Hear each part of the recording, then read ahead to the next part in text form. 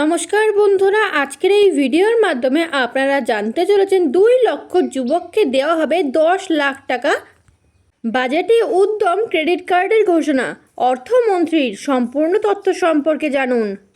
2 লক্ষ যুবককে দেওয়া হবে 10 লাখ টাকা। বাজেটে উদ্যম ক্রেডিট কার্ডের ঘোষণা অর্থমন্ত্রীর। রাজ্য সরকারের প্রথম বাজেট পেশ হলো আজ। সেখানে এমন কিছু ঘোষণা করা হচ্ছে যাতে খুশির হাওয়া বইছে রাজ্যবাসীর মনে। এরই মধ্যে অর্থমন্ত্রী স্বপন দাশগুপ্ত উদ্যম ক্রেডিট কার্ডের ঘোষণা করেছেন, যেখানে 2 লক্ষ যুবককে 10 লক্ষ টাকা করে দেওয়া হবে। সরকারের তরফ থেকে এক কথায় বেকারত্ব দূর করে কর্মসংস্থানের সুযোগ বাড়াতে বিরাট পদক্ষেপ সরকারের, যে কথা আগেই জানিয়েছিলেন মুখ্যমন্ত্রী শুভেন্দু অধিকারী। কিন্তু কি এই কার্ড, কারা পাবেন, বিস্তারিত জানুন। রাজ্যে চালু হচ্ছে উদ্যম ক্রেডিট কার্ড। বেকার যুবক যুবতীদের স্বনির্ভর করতে এবং নতুন ব্যবসা শুরু করার ক্ষেত্রে মুখ্যমন্ত্রী শুভেন্দু অধিকারী এই উদ্যম ক্রেডিট কার্ড চালু হবে বলে জানিয়েছেন। 2026 থেকে 27 অর্থবর্ষের বাজেটে তরুণ উদ্যোক্তাদের জন্যই এমনটাই ঘোষণা করেছেন অর্থমন্ত্রী স্বপন দাশগুপ্ত।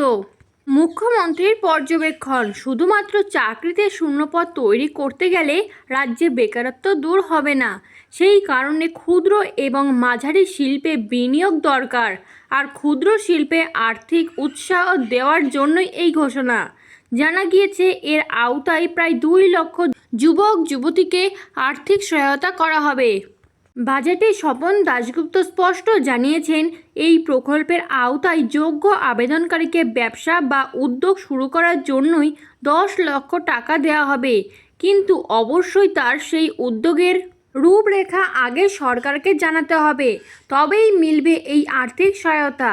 বিশেষ করে রাজ্যের ক্ষুদ্র এবং মাঝারি স্তরের কুটির শিল্প এবং স্থানীয় স্তরে ব্যবসার প্রসার ঘটার জন্যই এই উদ্যোগ, যেখানে জামানতবিহীন এবং সুদহীন ঋণ মিলবে। জানা গিয়েছে এই 10 লক্ষ টাকার আর্থিক প্যাকেজটি 2টি ভাগে ভাগ করা হচ্ছে। প্রথমত, মোট সহায়তার অর্ধেক টাকা অর্থাৎ 5 লক্ষ টাকা সম্পূর্ণ সরকারি অনুদান হিসেবে দেওয়া হবে, যেটি আবেদনকারীকে ফেরত দিতে হবে না। আর দ্বিতীয়ত, বাকি 5 লক্ষ টাকার সহজ শর্তে কোনো রকম সুদ ছাড়া ঋণ দেওয়া হবে। সেক্ষেত্রে শুধুমাত্র আসল টাকা শোধ করলেই হবে, তবে এত তাড়াহুড়ো করার কোনো কারণ নেই। ব্যবসা গুছিয়ে নেওয়ার পরেই আপনি ধাপে ধাপে এই ঋণ শোধ করতে পারবেন। যদিও এখনও পর্যন্ত এই কার্ড রাজ্যে চালু হয়নি, শুধুমাত্র অনুমোদন দেওয়া হয়েছে। চালু হলে আবেদন প্রক্রিয়ার সম্বন্ধে বিস্তারিত তথ্য জানিয়ে দেওয়া হবে। এরকমই নতুন সরকারের নতুন নতুন আপডেট পাওয়ার জন্য চ্যানেলটি সাবস্ক্রাইব করে বেল বাটনটি প্রেস করে চ্যানেলটির সাথে যুক্ত থাকুন।